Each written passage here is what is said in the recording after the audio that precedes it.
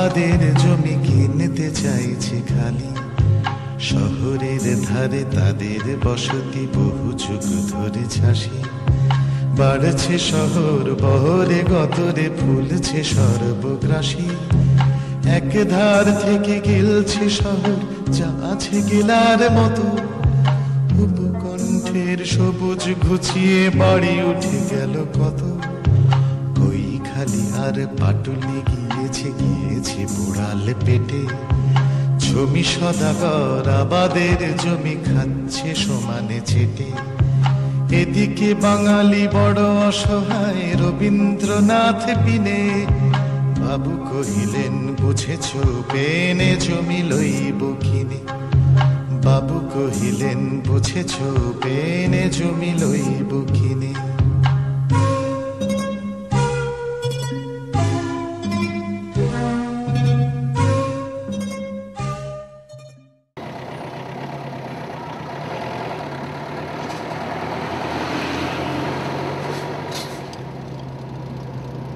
95-এর 2রা June তারিখে পশ্চিমবঙ্গ সরকারের আবাসন দপ্তর নগরায়ণ করবে বলে শিলান্যাস করছে।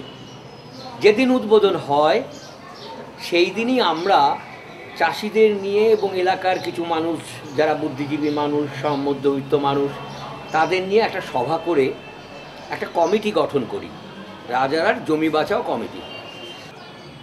96 সালে রাজ্যপাল একটা বিজ্ঞাপন দেয় খবরের কাগজে যে রাজারহাটের 21টা মৌজা 2750 হেক্টর জমি কেউ হস্তান্তর করতে পারবে না, লিজ দিতে পারবে না, বিক্রি করতে পারবে না। কার্যত রাজারহাটের কৃষকদের এই জমিটা আটকে দেওয়া হলো ল্যান্ড অ্যাকুইজিশনের নাম করে।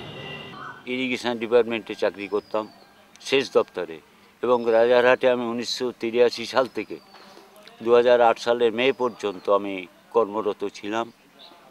আমার অভিজ্ঞতায় এখানে 18-19টা মৌজার মধ্যে 18টা আরএলএ স্কিম ছিল সরকারি। তাতে প্রায় 4000 একরের বেশি জমি চাষ হতো বছরে দুবার। এছাড়া চাষ হয়েছে ধান, পাট, সর্ষে, কড়াই, ধনে, গম, শাকসবজি সব রকমের, আলু, পটল, ঝিঙে, ঢেঁড়স, বাঁধাকপি, ফুলকপি ইত্যাদি যত রকমের কৃষি পণ্য আছে সবজির মধ্যে সব রকমের সবজি এখানে চাষ হয়েছে এবং আমরাই চাষ করিয়েছি। শেষ কর নিয়ে চাষিদের থেকে শেষ কর নিয়ে মাঠে মাঠে আমরা চাষ করিয়েছি। মন্ত্রী গৌতম দেব বলছে বা আমাদের এখানকার বিধায়ক বলছে সম্পূর্ণ মিথ্যে কথা যে স্বেচ্ছায় নাকি কৃষকরা জমি দিয়েছে। এটা আপনারা ইচ্ছে করলে গ্রামের মানুষদের কাছে গিয়ে জিজ্ঞাসা করতে পারেন, কৃষকদের কাছে গিয়ে জিজ্ঞেস করতে পারেন, তারা কি বলে তা সেই শোনাটা অনেক জরুরি আমার থেকেও।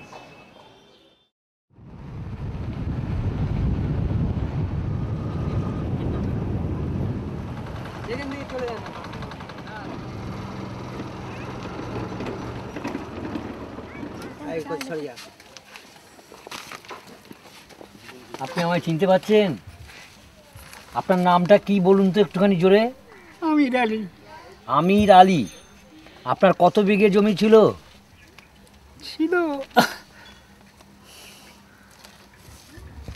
12 বিঘের মতন, মানে সব ভেস্টেটে চলে গেছে। তাহলে এই জমি আপনি কি স্বেচ্ছায় দিয়েছেন না আপনাকে জোর করে নিয়েছে?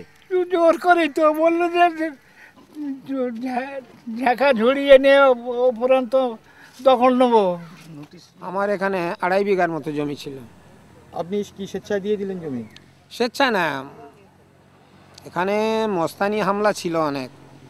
যারা জমি না দেবে তাদের বিভিন্ন ধরনের মাঠের ফল ফসল ক্ষতি করা, তাদের গরু ছাগল, তাদের শ্যালো মেশিন, পথঘাট, বিভিন্ন রকমের সমস্যা সৃষ্টি করে জমিগুলো আমাদের নিয়ে নিল। আমরাও দিতে বাধ্য হলাম, কারণ আমাদের রোজগার কমে যাচ্ছে। আমরা তো চাষি মানুষ, মাঠঘাটে ফল ফসল চলে গেলে যাকে বাবা জমি জায়গা দিয়ে কিছু যদি শান্তি হয়ে যায় আর কিছু বসতবাটিগুলো বাঁচে, কিন্তু সেগুলো তো আমাদের অ্যাকুইশনের মধ্যে।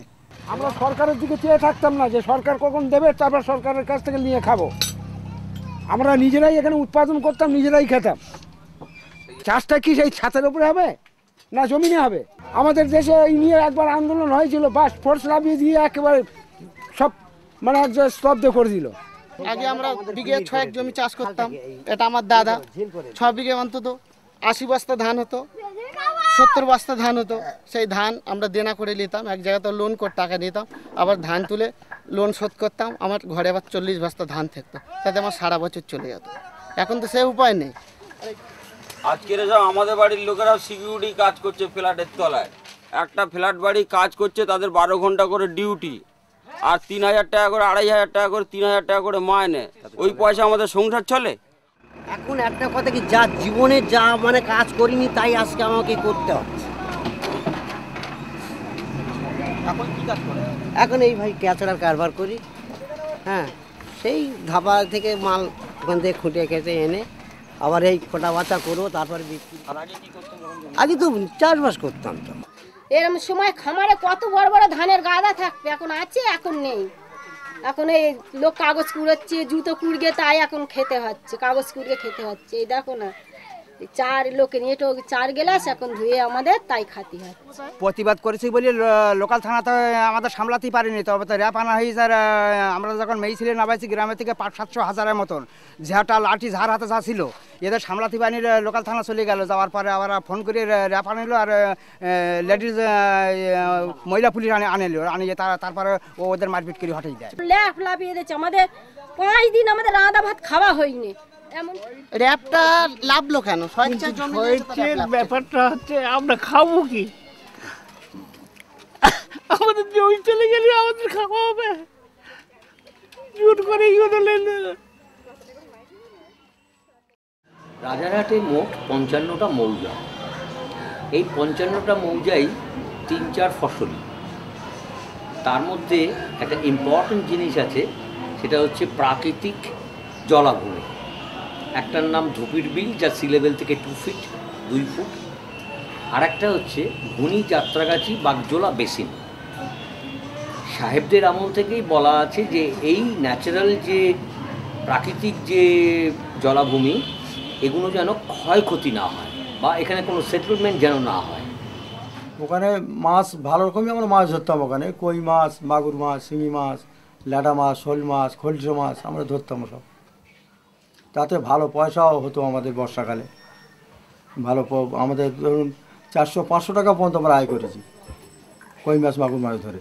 হতে হতে এখন এবার বললো মেগা সিটি, হিটকো সব নিয়ে নেবে, নিয়ে সব মাটি ভরাট করলো ওখানে।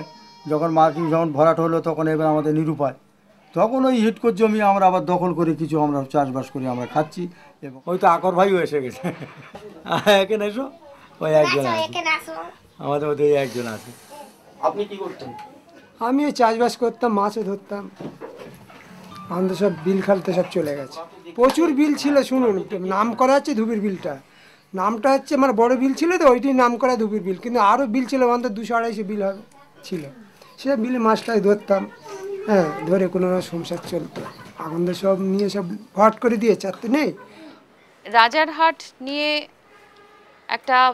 একদিকে যেমন একটা মুভমেন্ট চলছে, আবার মৎস্য দপ্তরের পক্ষ থেকে আমরা একটা সার্ভেও শুরু করি। তো সেই সময় আমার নিজের তোলা ছবি আছে যে রাজারহাটে ধান, তার মধ্যে তখন সদ্য বসছে কিছু সিমেন্টের ফলক, নানান ধরনের জলাশয় ছিল। সবচেয়ে ভালো ছিল ধুপির বিল। সে সময় আমরা সার্ভে করেছিলাম, প্রায় 53 রকম মাছ পেয়েছিলাম। আজ যে মাছগুলো আমরা বলছি হারিয়ে যাচ্ছে, সেই মাছগুলো অনেকগুলোই, যেমন ল্যাটা মাছ, ন্যাদোস মাছ, কই মাছ, এই সমস্ত মাছগুলো কিন্তু মূলত ধান খেতেই হয়। ওখান থেকেও আমরা পেয়েছিলাম, প্রায় 53 রকম মাছ আমরা পেয়েছিলাম বিলে, ধান খেতে, ময়লা জলে, এগুলো ছিল। সে সময় আমরা একটা অ্যাপ্লিকেশন পাই, যেখানে বলা হয়েছিল যে প্রায় 29টা মতো জল বন্ধ করার একটা আবেদন ছিল। আমি রিপোর্টটা তৈরি করি, আমরা তাতে বলি যে না, এটা করা যায় না।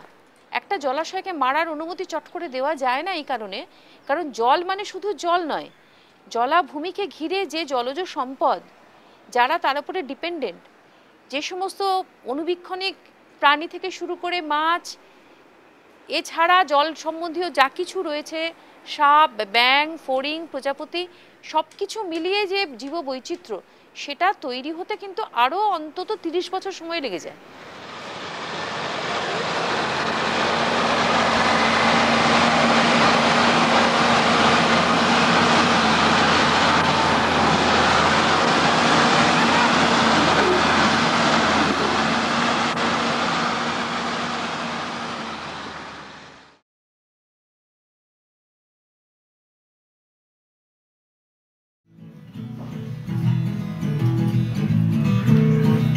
পুকুর পাড়ের নোয়ান গাছ, পুকুর পাড়ের নোয়ান গাছ, চিন্ত একটা ছটপটে মাছ। যখন তখন মাছটা খেলতো, গাছটা দেখতো, গাছটা খেলতো।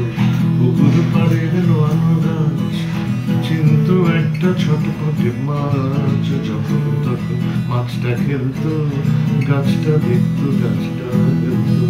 চিন্ত খেলতো, দেখতো, হেলতো, সবই অতীত, তাই তো, তাই তো। চিন্ত খেলতো, দেখতো, হেলতো, সবই অতীত, তাই তো, তাই তো। রইলটা কি বর্তমানে, মানুষ জানে, মানুষ জানে। পুকুর পাড়ের নোয়ান গাছ, চিন্ত একটা ছোটখাটো মাছ। যখন তখন মাছটা খেলতো, গাছটা দেখতো, রাজারহাটে গেলাম। ওইখানে স্থানীয় কিছু কৃষিজীবী এবং যারা দীর্ঘকাল ওইখানে বসবাস করছেন, এরকম কিছু মানুষের সঙ্গে আমার দেখা হয়। তারা এসে তাদের সমস্যার কথা আমায় বলেন। আমার এখনো মনে আছে, একগুচ্ছ ধান তারা আমাকে উপহার দিয়েছিলেন। সেটি অনেকদিন আমাদের বাড়িতে ছিল। আমি এটাও জানতে পারি যে মাননীয় পশ্চিমবঙ্গ সরকার ওইখানকার মানুষদের জমি ছেড়ে দেওয়ার লক্ষ্যে উদ্বুদ্ধ করার জন্য কাঠা পিছু 6,000 টাকা দিচ্ছিলেন। এইটা আমি শুনেছিলাম। এবং আমি রাজারহাট বাঁচাও কমিটির কিছু পুস্তিকা, কিছু লিফলেট ইত্যাদি থেকে জানতে পেরেছিলাম 1,20,000 জন মতন স্থানীয় মানুষ, যারা অনেকেই মৎস্যজীবী, খামারজীবী, কৃষিজীবী, তারা বাস্তুচ্যুত হয়েছেন এবং তারা কোথায় গেছেন। অর্থাৎ আজকে যে নিউ টাউন আমরা দেখছি, বড় বড় হর্ম, ওইখানে ভাঙড় এলাকাটা এই পাশ থেকে দেখা যায়, সেগুলো আসলে মানুষের কঙ্কালের উপরে তৈরি। বেশি মানুষের দেশ আমরা, বেশি মানুষকে নিয়ে আমাদের উন্নতির চিন্তাটা করতে হবে। তার জন্য এই জলগুলোকে বাঁচিয়ে রাখা ভীষণভাবে দরকার ছিল। কারণ ডেভেলপমেন্ট মানে আমরা যেটাকে বলছি উন্নতি, সেটা তখনই সম্ভব সেই এলাকার রিসোর্সটাকে ইউটিলাইজ করে। এটা আমাদের রিসোর্স। আমি আজকে আমেরিকার মডেলের ডেভেলপমেন্ট হতে পারে না, আমার আজকে অস্ট্রেলিয়ার মডেলে হতে পারে না। আমার রিসোর্সটাকে ইউটিলাইজ করে আমার ডেভেলপমেন্ট হবে। আমার রিসোর্স হচ্ছে জলাভূমি, সেটাকে ওয়েস্টল্যান্ড না ভেবে ওয়েলথল্যান্ড ভাবতে হবে এবং সেই ওয়েলথল্যান্ড ভেবে তার উপরে। ইউসুফ খুব ভয় আছে, ভয় কাঁপে বনমালী। বাবুরা তাদের আবাদের জমি কিনতে চাইছে খালি। এদিকে বাঙালি বড় অসহায়, রবীন্দ্রনাথ বিনে। বাবু কহিলেন, বুঝেছ উপেন, এ জমি লইব কিনে। আমি এইটুকু জানি যে আমার নিজের দেখা যে কৃষিজীবী এবং মৎস্যজীবীরা 1999 সালে আমায় 1 গোছা ধান দিয়েছিলেন ভালোবেসে, তারা আর ওখানে নেই। তারা বেঁচে আছেন কিনা তাও আমি জানি না।